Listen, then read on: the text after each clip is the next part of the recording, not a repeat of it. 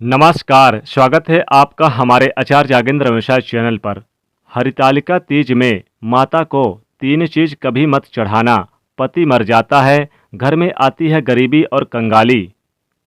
दोस्तों, हिंदी पंचांग के अनुसार भाद्रपद मास के शुक्ल पक्ष की तृतीया तिथि को हरितालिका तीज मनाई जाती है।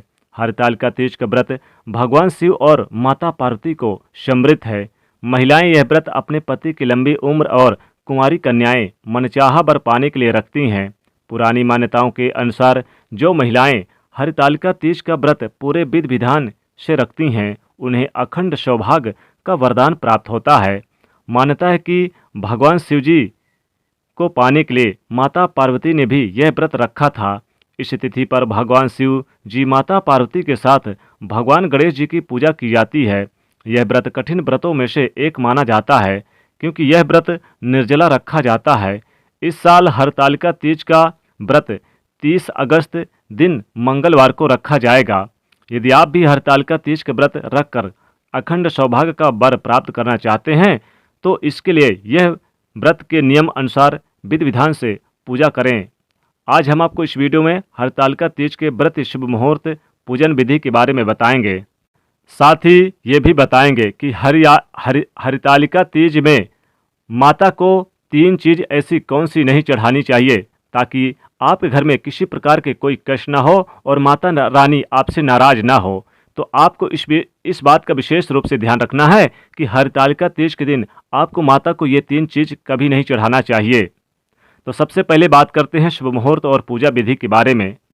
दोस्तों, उदया तिथि के आधार पर हरितालिका तीज का व्रत 30 अगस्त को रखा जाएगा।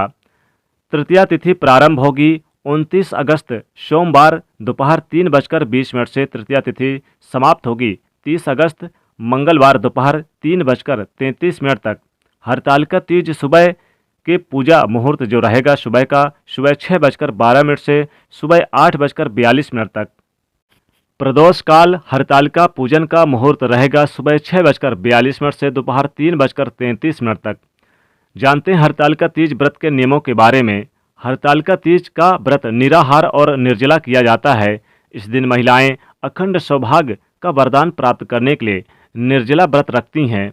जिस दिन आपने उपवास रखा है, उस दिन सुबह से लेकर अगले दिन तक, यानी कि सूर्योदय से लेकर आप अगले दिन तक जल ग्रहण नहीं कर सकते हैं।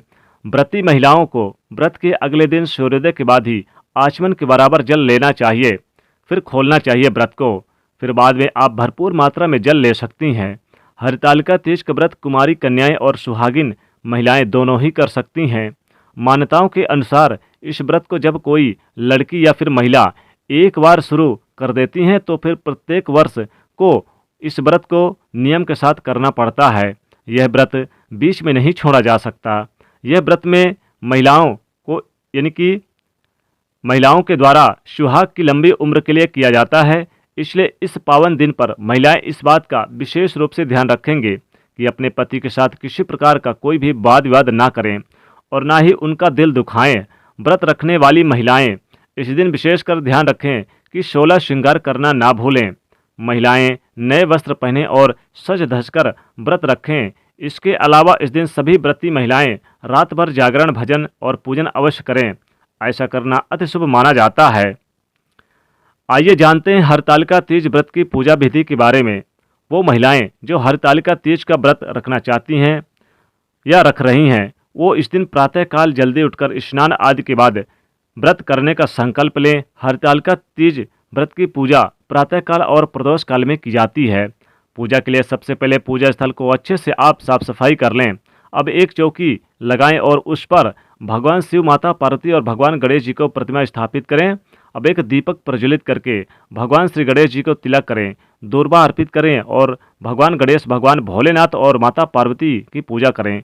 भगवान भोलेनाथ को बेलपत्र और समी के पत्र और धतूरा भांग अर्पित करें। माता पार्वती को आप 16 श्रृंगार की वस्तुएं अर्पित करें।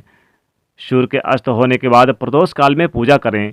तीनों देवी देवताओं की पुष्प, फल, फूल, वस्त्र से अर्पित करने के बाद हरितालिका तीज का व्रत का कथा सुने और पढ़ें। फिर गणेश जी की आरती करें और फिर भगवान भोलेनाथ और माता पार्वती की आरती उतारने के बाद उन्हें भोग लगाएं।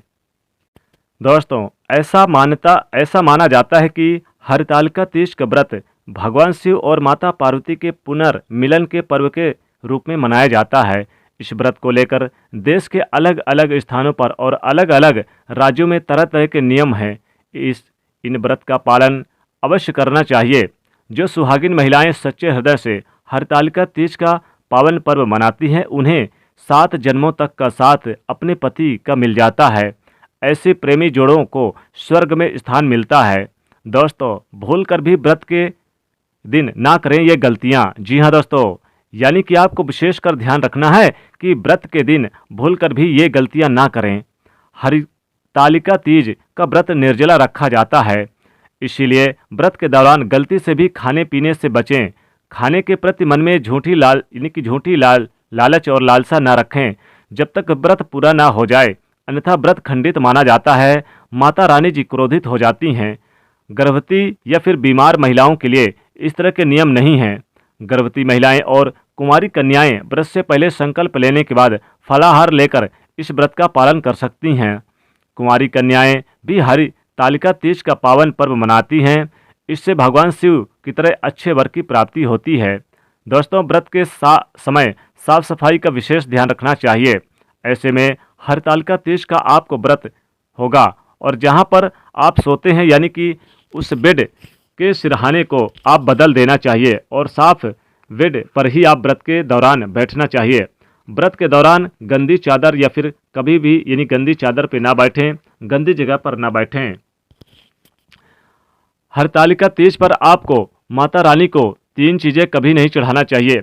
जैसे कि जो सुहाग की वस्तुएं आप चढ़ा रही हैं, जैसे कि तो उसमें ध्यान दें कि टूटी फूटी चूड़ी ना हो, यानी कि आपको उसमें कोई भी आपको टूटी फूटी हुई वस्तुएं नहीं चाहिए, नहीं तो माता रानी जी क्रोधित हो जाती हैं। पति के उम्र में फर्क पड़ता है, पति के लिए कष्टप्रद होता है, घर में आ जाती है कंगाली और गरीबी। इसलिए यदि आप चाहते हैं कि पति की लंबी आयु की प्राप्ति हो, तो माता रानी को आप जो चढ़ा रही हैं वस्तु 16 श्रृंगार, उन्हें कभी भी आप टूटी फूटी चूड़ी का विशेष ध्यान रखें। या फिर आप जो वस्त्र चढ़ा रहे हैं गंदा मैला कुचैला ना हो या फिर वो फटा पुराना ना हो। जो भी सामग्री चढ़ा रही हैं वो सब नया होना चाहिए। खास बात तो ये दोस्तों कि आप इस दिन माता रानी को जो फल चढ़ा रहे हैं वो झूठा नहीं होना चाहिए या फिर सड़ा वगैरह नहीं होना चाहिए। बिल्कुल साफ सुथरा, स्वच्छ और पानी से धोकर ही चढ़ाना चाहिए। दोस्तों, आपको इन विशेष वस्तुओं का विशेष रूप से ध्यान रखना चाहिए। माता रानी को चढ़ाते समय अगर आप इन बातों का विशेष ध्यान देते हैं तो माता रानी जी कभी भी क्रोधित नहीं होंगी और माता रानी की विशेष कृपा दृष्टि आपके ऊपर बनी रहेगी। तो इस प्रकार से आप हरतालिका तीज का व्रत मनाएं और आपको ये चीज़ें कभी ना चढ़ाएं। इस दिन द्वेष, क्रोध ना करें, मन में लालच ना करें, किसी के साथ आप गाली गलौज ना करें, किसी के साथ वाद विवाद ना करें। और माता रानी की जब आप थाली चढ़ाते हैं या फिर सामग्रियाँ चढ़ाते हैं तो सबको अच्छी तरह से विशेष रूप से ध्यान कर देख लें, कोई चीज़ फटा पुराना या फिर कोई चीज़ मैला कुचैला तो नहीं है। इस बात का विशेष रूप से ध्यान रखें। तो दोस्तों, वीडियो पसंद आए तो लाइक ज़रूर करिएगा, हो सके तो दोस्तों को भी शेयर कर दीजिएगा और चैनल को सब्सक्राइब करके बेल आइकन को जरूर दबा दीजिएगा। जय माँ पार्वती, जय माँ पार्वती, जय शिव शंकर, जय गणेश जी।